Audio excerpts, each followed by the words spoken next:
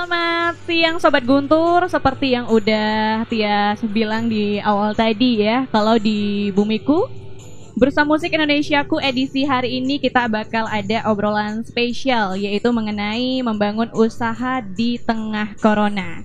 Dan narasumber yang sudah kita hadirkan di Studio Gempol 38, ada 3 orang narasumber Sobat Guntur. Yang pertama ada Kepala Dinas Kopdak Prindan UMKM, Bapak Dr. Andus Dewa Made Sudiarte MSI. Selamat siang Bapak.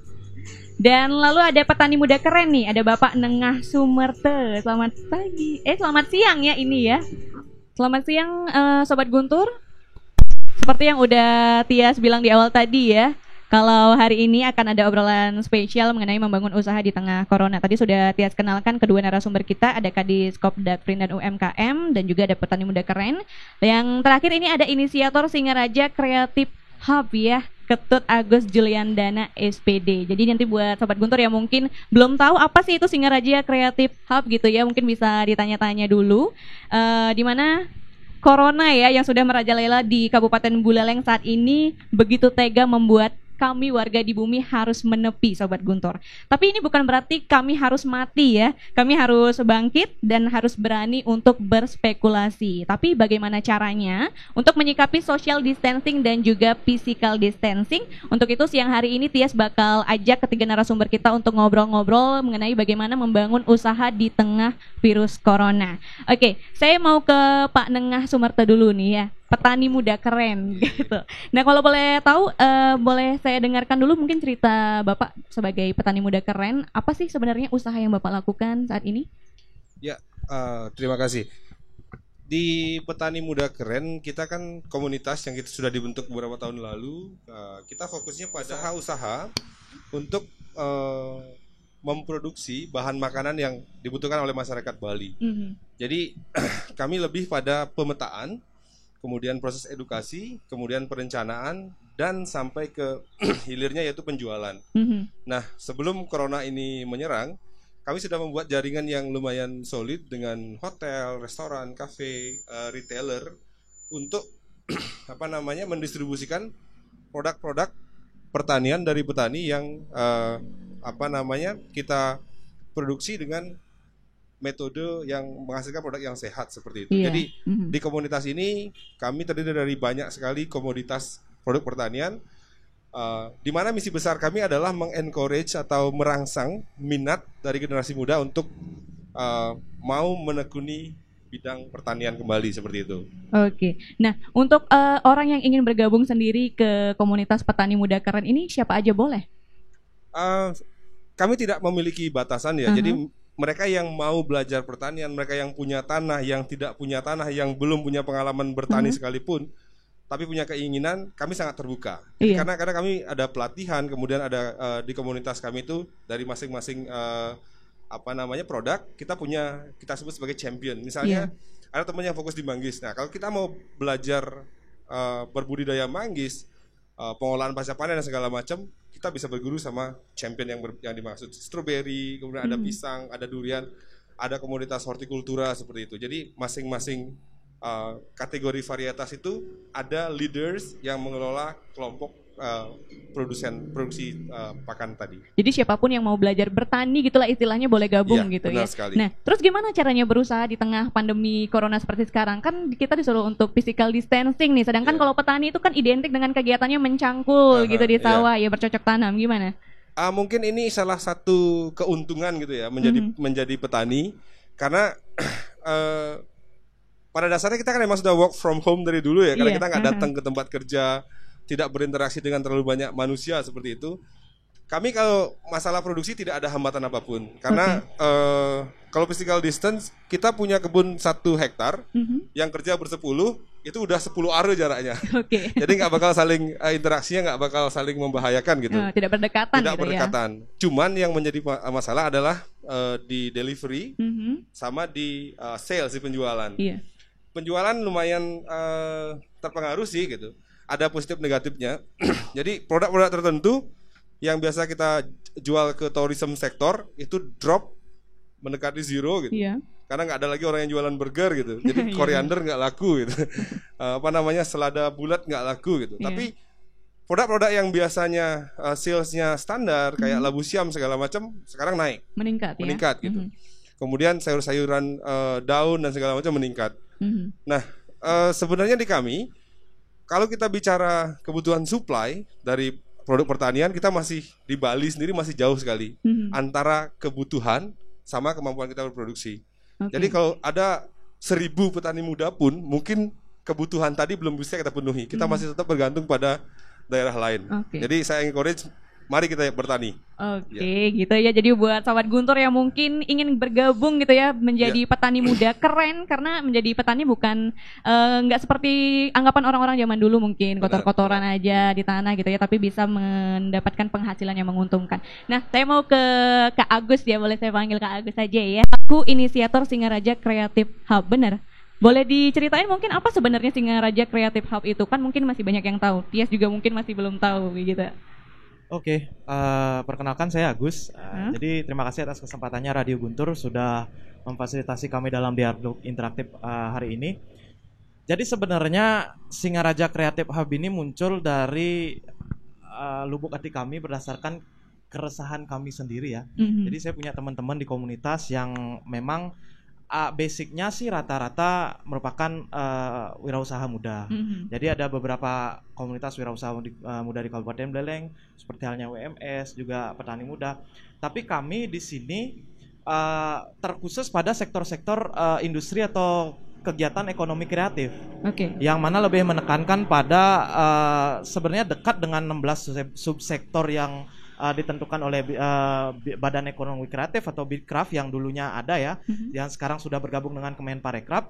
Jadi kegiatan kami itu adalah bagaimana melakukan kegiatan, karena ini merupakan sebuah hub itu dalam tanda kutip dari sisi IT, karena saya orang IT ya, merupakan penghubung.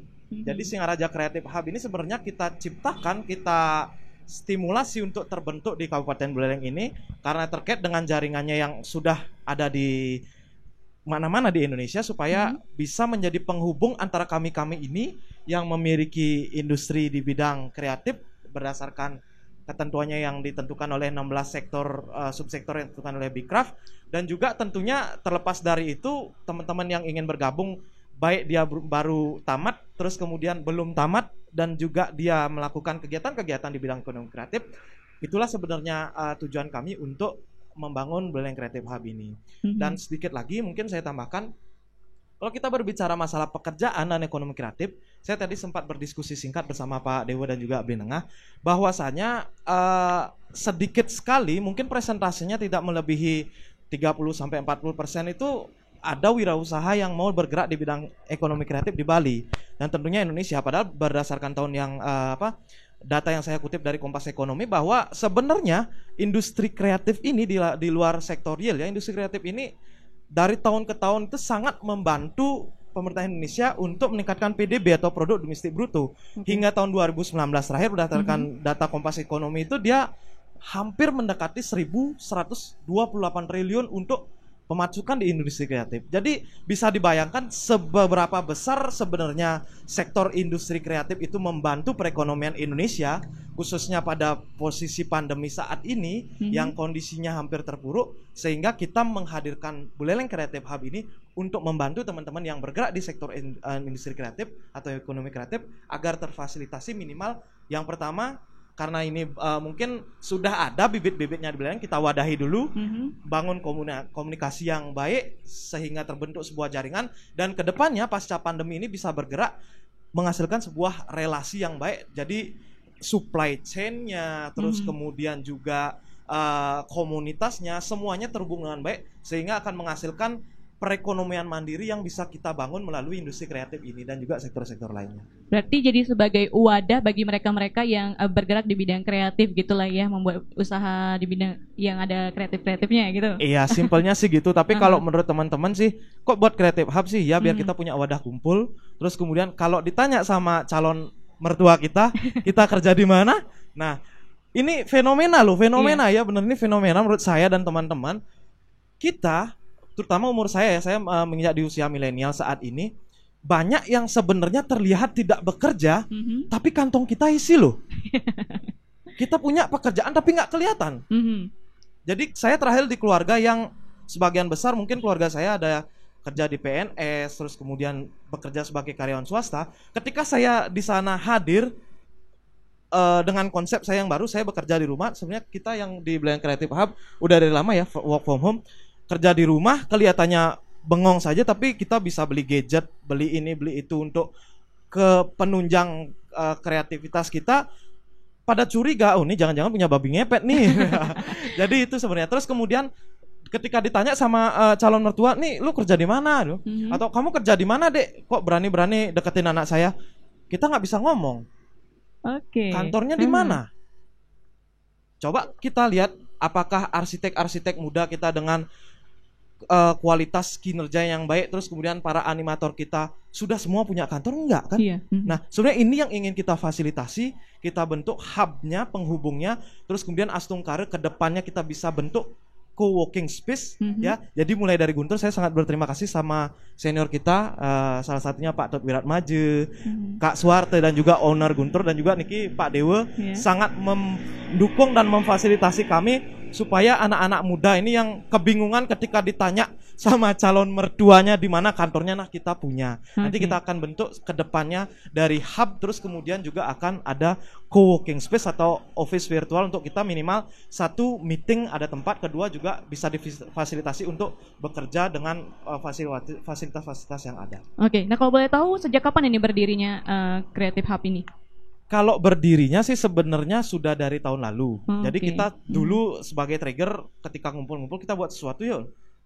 Oke, namanya apa? Nah, di sinilah ada yang ingin Buleleng Creative Hub, ada yang ingin Singaraja Creative Hub, tapi setelah kita akhirnya dengan kondisi pandemi ini kita ya sedikit move on lah. Udah, kita jangan berdebat di masalah nama, karena kalau kita berpicu pada daerah lain, contohnya Jakarta Creative Hub itu sudah ada dan fasilitasnya sudah luar biasa. Di Bandung ada Bandung Creative Hub, ada Surabaya Creative Hub, bahkan di Makassar yang jauh-jauh ada juga, Denpasar ada. Nah, Buleleng dengan potensi ekonomi kreatif yang ada itu sebenarnya sangat besar. Jadi ini yang daripada kita berdebat di tataran nama atau konsep dan apa, kalau saya sendiri sih suka dengan salah satu inspirasi saya itu dari William Tanuwijaya, yaitu pendiri Tokopedia. Mulai aja dulu. Mulai aja dulu. Apapun itu, bikin kreatif hub, ya udah mulai aja dulu. Bertani, ya udah mulai aja dulu. Berdagang, mulai aja dulu. Terserah nanti ketika hasilnya maksimal dan maksimal, kita bisa optimalisasi nanti ke depannya. Seperti itu sih. Apakah ada peningkatan keanggotaan, bisa dibilang keanggotaan yang bergabung bersama Singaraja Creative Hub itu? Kalau masalah keanggotaan sebenarnya karena kita belum publish terbuka, karena ini nunggu izin dari suhu saya ya, karena kita sebenarnya sudah sempat beberapa kali ketemu dengan Pak Dewa yang selaku Kadis Perdagangan Pak ya, dan UMKM ya. Jadi kita sempat diskusi bersama teman-teman pelaku industri kreatif, sebenarnya potensinya sangat luar biasa. Terus dari sisi keanggotaan, karena saya sendiri dengan komunitas saya yang sudah terbentuk dari tahun lalu itu, karena kita belum publish, jadi karena kita asik-asik aja dulu, asik-asik ya udah kita kerja, kita kumpul, kita pengen berkarya. Dari sisi peningkatan anggota nanti mungkin setelah gongnya ditabuh oleh Pak Kadis nanti kita buka secara resmi, entah itu seperti apa nanti ke depannya, baru kita akan mungkin mewadahi yang skopnya lebih luas. Kalau sekarang kan kita masih pada skop komunitas, kenalan-kenalan aja dulu, seperti relasi, saya kenal dengan ini, saya perlu dengan interior, oh saya kenal dengan teman saya di interior, saya perlu seorang videografer, oh saya ada channel seorang videografer, oh saya perlu relasi di bidang bisnis kuliner, oh saya ada. Dan itu sebenarnya kalau dari keseharian sangat berguna, karena apa? Kita bisa membentuk perekonomian kita mandiri atau madani. Jadi ketika saya perlu buah nih, saya setelah kenal sama beli nengah, saya berpikir ngapain saya beli buah keluar lagi? Langsung aja hubungin. Langsung gitu aja hubungin. Nah, karena teman dapat harga spesial. Terus ada di sini teman saya Radesa, dia pengusaha interior. Nah, ketika saya perlu, kenapa saya jauh-jauh? Minimal saya bisa memberdayakan saudara saya, keluarga saya, teman saya untuk memang kita nikmati karyanya pada skop pribadi dulu. Bisa membuka lapangan pekerjaan juga untuk orang lain ya, bisa dibilang. Iya, kenapa tidak? Karena apa? Ketika kita, buktinya ya, ketika kita berbicara masalah relasi, satu, saya ada di subsektor bisnis developer aplikasi dan juga website serta pengembangan media. Ketika teman membutuhkan sebuah publikasi atau website atau apa, saya bisa ambil project itu dan saya bisa kembangkan lagi project itu bersama teman-teman. Otomatis ini tidak kelihatan ya. Jadi setelah saya dapat project, ketika saya tidak mampu kerjakan sendiri, kita bisa sharing. Walaupun hasilnya kecil, tapi kita nikmati bersama. Tapi karena ini sebuah jaringan ya, relasi, sama seperti petani muda itu tadi yang diskusi, ternyata sudah ada 5.000 lebih anggotanya beliau. Kalau ini jaringan ini kita manfaatkan, luar biasa. Jadi kalau kita perlu makanan, udah ada teman kita yang jual. Kenapa kita nggak manfaatkan dia? Terkadang kita di Indonesia lebih ke ini ya, kayak model mementingkan sebuah brand. Ya, sadar nggak? Ketika kita, contoh saya aja sendiri, ketika saya sebenarnya pakai sepatu Brodo, sneakers dari Brodo, sebenarnya nyaman sekali pakai. Saya punya sneakers dari Brodo, itu produksi dari Bandung lokal, nyaman sekali dipakai. Tapi ketika keluar, kita lagi ketemu-ketemu, ikut conference dan lain-lain, PD-nya itu kurang. Karena apa? Brand value-nya nggak sengetop dan seperti Nike, Adidas dan lain-lain. Sebenarnya itu yang harus dibangkitkan dari pribadi kita. Bagaimana kita bisa memulai dari yang sederhana dulu, memanfaatkan apa yang ada di sekitar kita, membeli apa yang diproduksi oleh teman-teman kita, supaya minimal ketika pandemi ya, kayak saya berkaca pada pandemi. Lihat deh, Facebook kita pasti dibanjiri, di wall kita pasti dibanjiri sama pedagang makanan dadakan. Enggak? Manggis-manggis yang sebelumnya dijual di pasar dengan harga pasar, sekarang diobral ya beliau. Teman-teman kita banyak yang ngepost, oh jual manggis harganya sekian. Saya lihat, ternyata 8.000 loh harga manggis sekilo. Kalau kita bisa punya relasi itu, yang sebenarnya di petani kita direct langsung harganya Rp8.000, kenapa kita nggak beli ke sana? Kenapa kita harus beli di minimarket A? Kenapa kita harus beli di sini? Kalau memang harganya lebih mahal. Jadi ini yang sebenarnya menjadi landasan kita, bagaimana membangun perekonomian madani, mandiri, supaya bisa memanfaatkan orang-orang yang di sekitar kita, orang-orang yang ada dekat dengan kita, sehingga sebenarnya Bali, khususnya Bali Utara ya Bu Leleng, kita di lockdown aja hidup ya, asalkan kita bisa aktivitas di Buleleng aja deh. Satu, beras kita punya kan di Sudaji. Kedua, apa lagi, makanan buah-buahan kita punya, sayur-sayuran kita punya di Pancasari. Nggih Pak Dewenge. Terus kemudian apa lagi? Kalau peternakan kita nggak kurang, ada babi, ada ayam, ada berbagai jenis, sapi juga ada. Gitu. Kalau masalah pemasaran, ada ahli-ahli digital marketing, ada. Kalau masalah apa lagi? Makanan, olahan makanan enak yang di Denpasar itu, saya rasa kebanyakan pedagangnya dari Buleleng deh. Saya sempat kuliah di Denpasar, beli apa? Beli rujak. Pada kamu, dagang yang Buleleng. Itu loh sebenarnya kita ini, kalau mau kita gali jati diri Buleleng sebagai rumah kita dan kita banggakan, kenapa kita harus ribet-ribet untuk membanggakan daerah lain atau produk lain? Sebenarnya hal itu kita yang punya. Oke, kalau udah ada di dekat ngapain harus jauh-jauh gitu ya. Saya mau ke Pak Dewo dulu ya, selaku Kepala Dinas Kopdakprin dan UMKM Kabupaten Buleleng. Sampai saat ini bagaimana kondisi UMKM di Kabupaten Buleleng, Pak? Apakah ada usaha-usaha yang sudah gulung tikar atau masih lancar semuanya sampai sekarang meskipun di tengah pandemi? Baik, terima kasih waktunya. Pemirsa Radio Guntur yang bahagia, Bapak Ibu sekalian, Om Swastiastu. Jadi senang sekali saya dari Dinas Dakprim UKM bisa berbincang-bincang ya, diskusi di sini dalam kondisi pandemik COVID-19. Tentu pada kesempatan ini juga kami tidak henti-hentinya untuk apa? Tetap menghimbau kepada seluruh pelaku-pelaku ekonomi dalam kondisi ini, mari kita tetap jaga jarak, physical distancing, jaga pola hidup sehat, cuci tangan itu. Tetap imbau, karena ini pelaku-pelaku ekonomi kita kan banyak. Nah, apa yang sudah dilakukan, jadi tentu kami di dalam tim gugus tugas percepatan penanganan COVID-19 sudah jelas arahan-arahan dari Bapak Ketua tim gugus tugas dalam ini Bapak Bupati, bagaimana strategi-strategi yang mesti akan kita lakukan dan wajib dilakukan. Salah satunya adalah bagaimana strategi untuk mengurangi dampak ekonomi itu. Nah, salah satunya tadi hubungannya ke UMKM.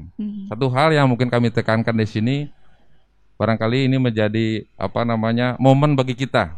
Tadi sudah banyak disinggung dari petani muda keren, dari Pak Agus selaku pengagas Singaraja Creative Hub ya. Jadi intinya adalah bagaimana pelaku-pelaku kita agar tidak menyerah ya. Jadi menyerah bukan pilihan. Itu yang penting ya. Jadi harapan kami sudah. Nah, kondisinya bagaimana sekarang? Tentu dengan kondisi pandemik ini kan aktivitas jual dan beli otomatis berkurang ya. Iya. Tapi yang masih tetap berjalan kan untuk pangan. Untuk pangan kan orang masih perlu beras, orang masih perlu telur, orang masih perlu daging, ayam dan sebagainya. Jadi kebutuhan pokok dan olahan-olahan makanan itu masih tetap berjalan. Nah, memang kondisinya saat ini yang kami lihat, kami pantau dan data yang kita miliki ada penurunan omset. Jadi hampir mungkin 50%-nya kurang lebih dia berturun omset. Karena memang daya beli masyarakat mulai berkurang. Nah, apa yang sudah kita lakukan? Arahan pimpinan dalam ini Bapak Bupati seringkali menekankan ekonomi rakyat yang berbasis produk unggulan daerah. Ini menjadi landasan kita untuk bergerak. Salah satunya kami sekarang semua anggaran-anggaran di APBD semua harus refocusing. Artinya harus dialihkan kepada hal-hal yang nanti menjawab persoalan-persoalan ekonomi terkait dengan pandemik 12. Dan apa yang sudah kita lakukan? Satu, kita sedang saat ini Asungkare datanya baru hampir kurang 1.000. Jadi ada data untuk UKM-UKM yang terdampak COVID kita sudah lakukan pendataan. Mungkin hampir 1.000 lebih datanya masuk. Nanti kita mohon pada kesempatan ini juga Pak Camat, Pak Mekel mohon lebih mengintensifkan lagi datanya lewat link yang kita undahkan sehingga nanti bisa terinput.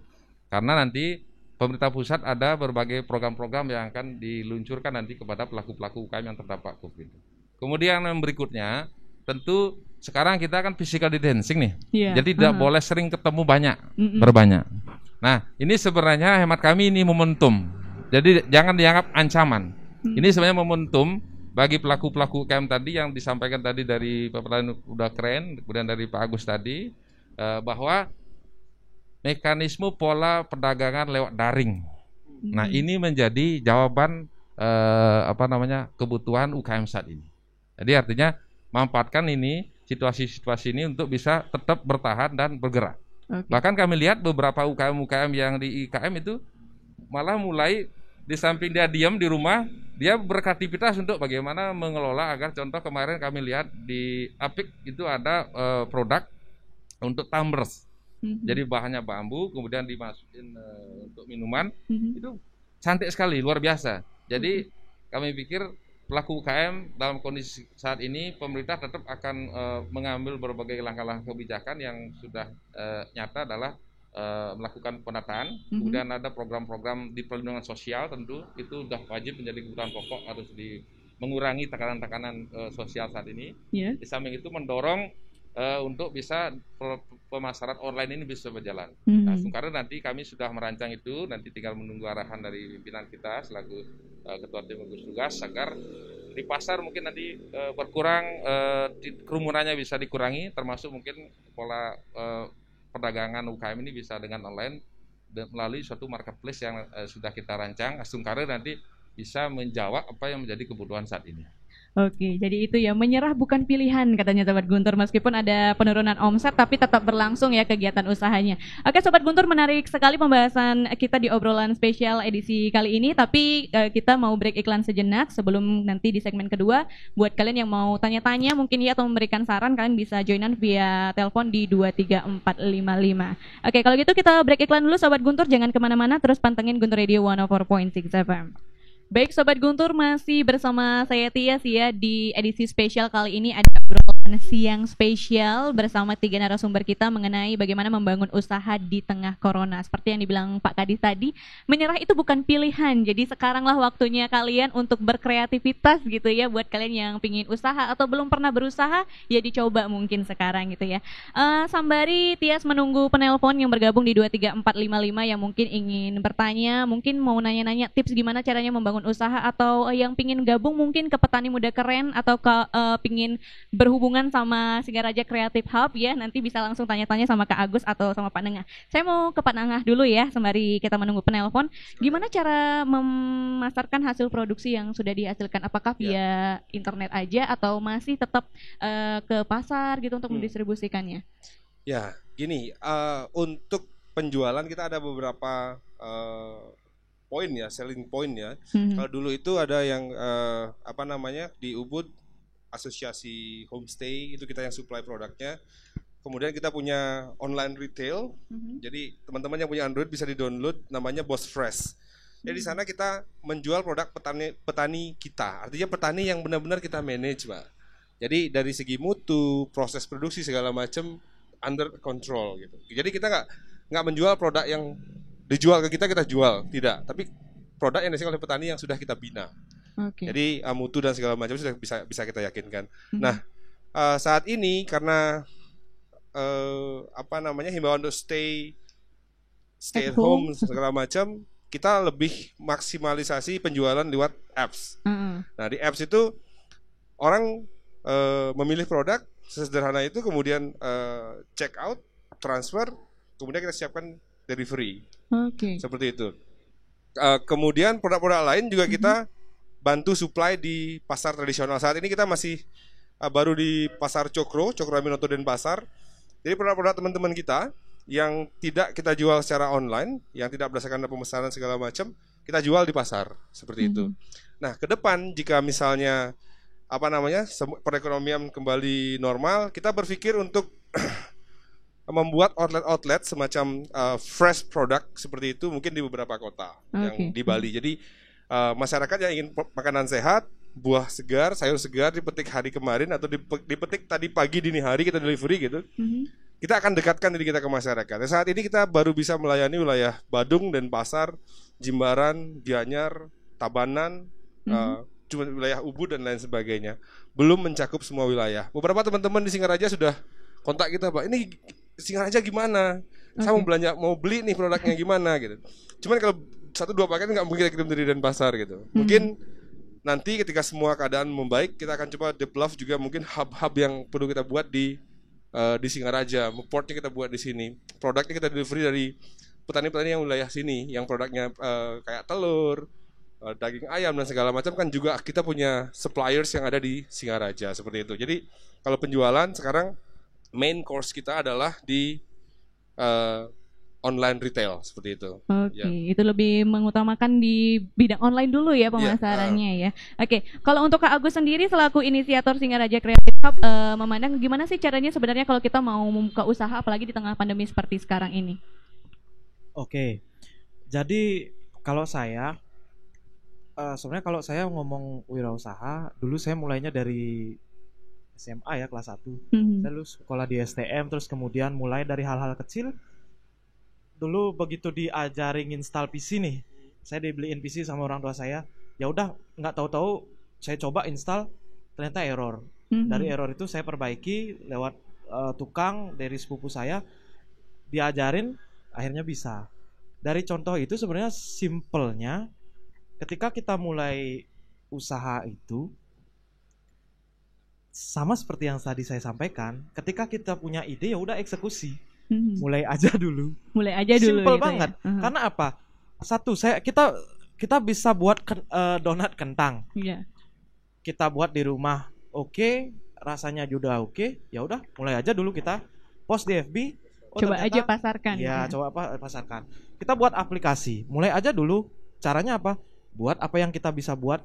Intinya seperti apa yang dikatakan oleh Bob Sadino, kalau saya kutip itu sebenarnya bisnis yang baik itu adalah bisnis yang dimulai.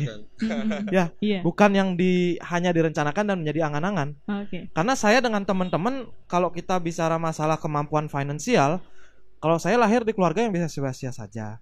Mungkin saya mulainya ya dari hal yang kecil, dari dagang ini, dagang itu, sampai halnya pernah pengadaan server dan lain-lain. Jadi yang kecil-kecil aja dulu, dan akhirnya mungkin berlanjut, dan sekarang ya setungkara lah bisa hidup kan gitu dia.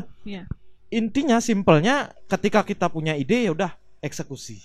Berani mencoba intinya ya, jangan takut gagal dulu. Gagal ya udah mulai lagi, gagal ya udah mulai lagi. Kalau gagal ya udah bangkit lagi gitu ya. Yang penting cepat move on-nya ya. Iya, jangan berlarut-larut ya dalam masa lalu yang kelam gitu ya intinya. Saya mau ke Pak Dewa selaku Kadiskop Dakprinda UMKM. Gimana caranya Bapak untuk memompa semangat para pelaku UMKM biar mereka tetap bertahan di tengah pandemi COVID-19 ini, biar nggak menyerah gitu aja gitu loh Pak. Ya. Baik, jadi nah ini sebenarnya kami sudah juga kita juga ada di grup ya, di grup WA ada apa, kami sering memberikan motivasi kepada pelaku-pelaku dan mereka sungkara kemampuan bertahannya cukup besar.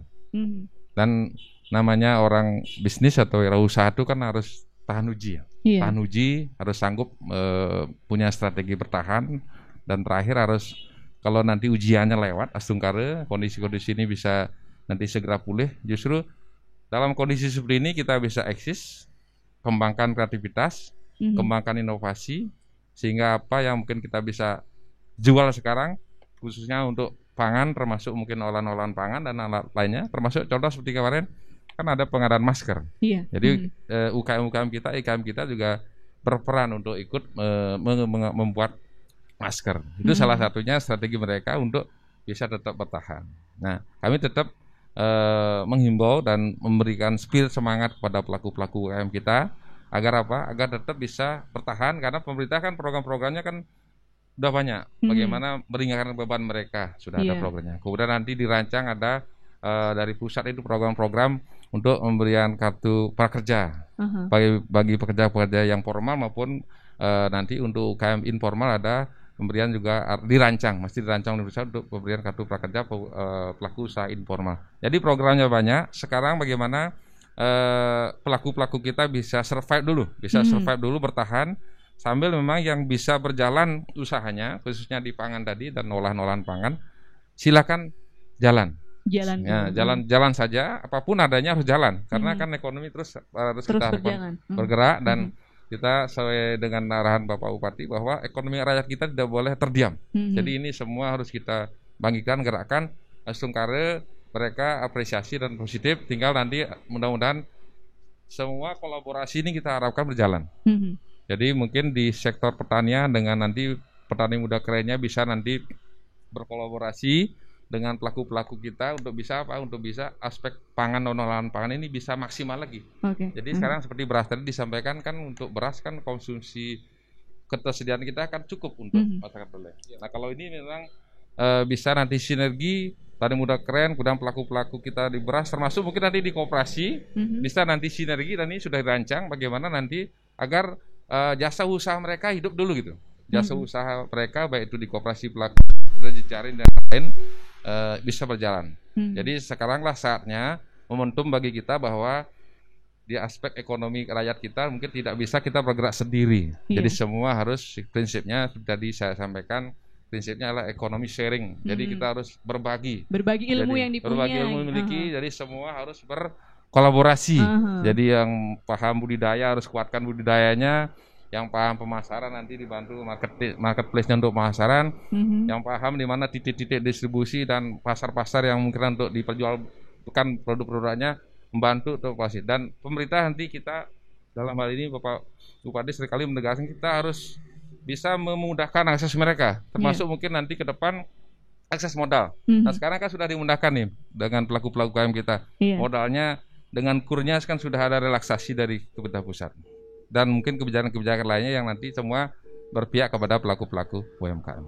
Oke, mungkin sembari menunggu penelpon yang masuk, mau langsung ditanggapi oleh Kak Agus? Oke, terima kasih. Halo Bli Melor, ini senior saya. Bli Dedi Astika ya. Saya sering diskusi sama beliau. Jadi sebenarnya menurut saya ya, dan juga hasil diskusi dengan teman-teman kita, perilaku ekonomi kreatif di Buleleng itu sangat melimpah ya. Namun kita lihat di media itu, di radio, televisi, media online itu mungkin yang terpublis hanya beberapa orang saja, dan mungkin yang di Denpasar atau kota-kota besar saja. Sedangkan potensi untuk perekonomian atau ekonomi kreatif di Buleleng itu ya luar biasa kan, seperti itu. Nah menyambung pertanyaan dari Bli Melor ya, solusi usaha di tengah pandemi untuk bisa saling support kan itu. Kalau masalah bisnis mungkin kalau dibandingkan dengan senior-senior saya, Bli Ngurah dan lain-lain yang mungkin pendengar yang ada sekarang, pun saya masih newbie ya, masih baru.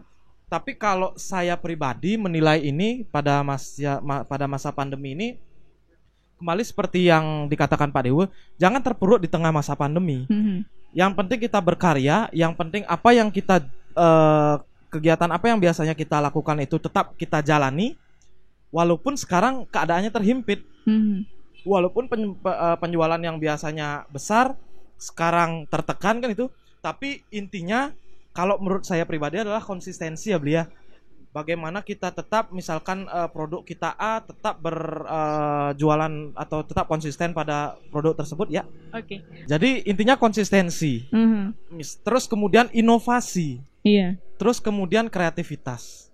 Jadi ketika kita mencoba A, jalan-jalan ternyata stagnan A, itu mungkin perlu diberikan sentuhan kreativitas. Dan sebenarnya itulah fungsinya Singaraja Creative Hub itu hadir. Bagaimana kita bisa menjadi hub atau penghubung, datang bersama-sama berdiskusi, yang mana sebelumnya kita punya produk A bisa kita kembangkan mungkin jadi A plus, B plus dan lain, sehingga semuanya itu terus berjalan, berputar. Jadi ketika punya kita buntu dengan inspirasi atau buntu dengan pengembangan produk kita bisa berdiskusi bareng dengan kawan-kawan di sini. Intinya adalah sharing. Terus kemudian tempat Singaraja Creative Hub, kalau dulunya kita masih belum punya sekretariat, biasanya ngumpul di rumah saya atau rumah teman-teman. Namun sekarang karena kerendahan hati dari bosnya Radio Guntur, kita ada juga baru di sini angkringan Gempol 38 ya sambil promo. Jadi kita diberikan tempat fasilitas di sini untuk minimal saya tambahkan tadi yang dikatakan Melor ya. Kalau Singaraja Creative Hub dulunya kita biasanya bergabung di berkumpul di rumah masing-masing, ngobrol-ngobrol, diskusi, itu gantian dari rumah A, rumah B. Terus berkembang ada restoran waralaba baru ya. Tahulah yang di perempatan itu biasanya ketika kita sumpah malam-malam biasanya kumpul di sana.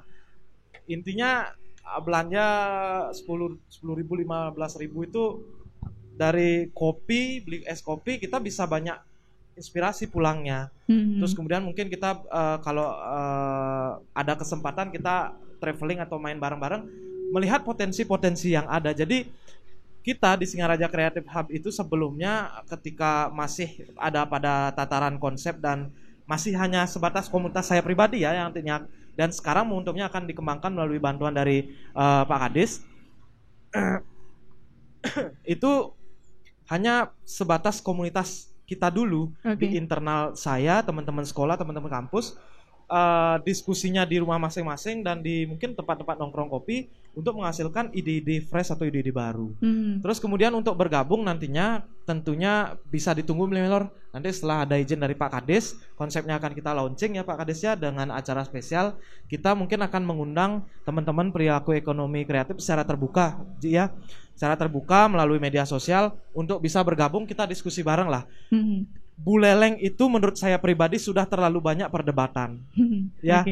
Apa A, buat A inilah katanya, buat B inilah katanya. Kalau menurut saya sebuah lukisan kalau hanya terdiri dari satu warna, mungkin itu akan indah, tapi akan lebih indah lagi bila sebuah lukisan itu terdiri dari banyak warna. Untuk itu Buleleng Creative Hub ini melalui Pak Dewo kita sempat mencanangkan bagaimana kita menggabungkan komunitas-komunitas pelaku ekonomi kreatif, baik itu yang personal maupun komunitas, agar bisa kita mengalahkan ego kita di komunitas masing-masing untuk bergabung, menghasilkan karya terbaik untuk Buleleng. Dan tentunya dari apa yang tadi disampaikan oleh Beli Melor atau Dedi Astike, saya perilaku ekonomi kreatif, beliau kan kebetulan juga punya IO ya, event organizer untuk mengatasi kegiatan-kegiatan musik. Terus kemudian juga beliau punya usaha di bidang kuliner. Banyak persaingan tentunya di bidang usaha kuliner. Gimana saya tidak saling menjatuhkan? Kalau menurut saya di bidang usaha itu lazim ya kita saingan, saling menjatuhkan. Yang penting caranya sehat. Namun yang kita sendiri harus lakukan yaitu kembali ya beliau konsisten. Kalau kita sudah konsisten, kalau kita sudah punya value, nilai yang lebih dari yang orang lain, nah malan bin bedek raga bin 500 bin 1000 dagang kar alia aja anak lain. Itulah istilah baliknya. Lebih mahal pun kita berjualan ketika kita punya value yang berbeda dari produk-produk lainnya, maka kita akan dicari. Ya. Dan satu lagi, nanti kedepannya Buleleng Kreatif, Singaraja Creative Hub itu mungkin akan memfasilitasi berupa minimal kita sharing, terus kemudian misalkan ada beli murah yang berpengalaman di bidang industri, bidang pertanian, nanti mungkin kita cari tempat di mana di sini ada angkringan Gempol 38, kita bisa diskusi bagaimana kiat-kiat untuk membangun industri pertanian dan mendukung industri tersebut. Misalkan saya sebagai bergerak di bidang IT ya, apa yang bisa saya dukung terkait industri yang ada di tengah. Terus kemudian juga yang lainnya pun seperti itu. Terus kemudian juga di bidang pelatihan mungkin karena adanya Badan Ekonomi Kreatif ya di bawah Kemenparekraf itu, nanti ke depan sekarang banyak produk tapi pemasarannya kurang. Kita akan undang ahli-ahli pemasaran atau brand strategi untuk bagaimana memasarkan produk-produk lokal kita dari pribadi. Nanti kita diskusi bersama beliau yang expertnya, terus kemudian dari hasil diskusi itu biar bisa diimplementasikan ke masyarakat. Dan yang terakhir dikit lagi, dan yang terakhir Buleleng Creative Hub itu juga nantinya akan memfasilitasi teman-teman yang mungkin saya belum punya usaha nih, saya pengen gabung di sana tapi saya malu. Nggak usah malu, karena sebenarnya nggak usah punya usaha untuk kita jadi kreatif, ya. Jangan berikan batasan pada diri Anda, yang penting gabung aja dulu, mulai aja dulu, diskusi aja dulu. Nanti setelah itu kalau ada ide, siapa tahu yang mulai belakangan dari kita ini lebih besar, karena nasib orang siapa yang tahu. Iya. Ya, itu yang bisa saya sampaikan. Terima kasih. Mungkin Pak Dewa ingin menanggapi dulu dari pertanyaan penelpon tadi. Baik, terima kasih. Jadi yang pertama kita lihat spiritnya ya. Jadi pertama ekonomi kerakyatan kita yang terpenting adalah bagaimana dari, oleh, dan untuk rakyat. Kan itu yang penting. Jadi bagaimana program-program yang kita lakukan dengan potensi unggulan yang kita miliki itu memang dari kita, oleh kita, dan untuk kita. Itu yang sekarang kita lagi dorong agar apa? Agar kita bisa survive dan nanti bisa sungkara, semakin nanti pulih kondisinya kita bisa pulih juga situasinya, tapi kita sudah punya imunitas baru, sudah punya kekuatan baru untuk bisa lebih gesit lagi. Kalau dulu mungkin jalannya kurang masih bisa speed ya, tapi kalau dengan kondisi ini kita bisa survive, bertahan, mungkin kita bisa terbiasa speednya 100 meter, ya, biasa lebih cepat gerakannya. Jadi itu yang pertama. Dan yang kedua, kami sangat apresiasi rekan-rekan tadi dari Pemerintah Muda Keren, kemudian dari Pak Agus tadi kan, Pak Oyan tadi. Spiritnya tadi satu, bagaimana kita bisa berkolaborasi. Jadi kita memang peran kita pemerintah daerah adalah bagaimana menghubungkan mereka ini menjadi suatu wadah yang apa? Sinergi. Jadi tidak bisa sendiri-sendiri. Nanti kalau sendiri-sendiri nggak kuat. Nah, ini merupakan inisiasi yang sangat bagus dari Pak Agus. Nanti mungkin kita bisa ke depan kembangkan, dan tentu kami akan rancang beberapa skema-skema yang tentu ya. Yang lebih penting tadi kita harus mungkin segera mulai. Jadi tidak hanya sekedar merancang, tapi kita harus segera mulai. Kalau sudah kita mulai, kita bisa tahu apa yang mesti kita lakukan dan apa yang ke depan perlu kita percepat lakukan. Baik, terima kasih untuk Pak Dewa, Kak Agus, dan juga Pak Ngurah ya yang sudah berbincang bersama kami. Sayang sekali waktunya cuma sejam dan sudah habis di obrolan pagi spesial edisi hari ini. Semoga kita bisa berjumpa kembali di obrolan spesial lainnya ya, dengan topik yang kita angkat. Ini memang menarik sekali Sobat mengenai bagaimana membangun usaha di tengah corona. Dan Sobat Guntur, sekian obrolan spesial edisi hari ini. Jangan kemana-mana, terus pantengin Guntur Radio 104.6 FM.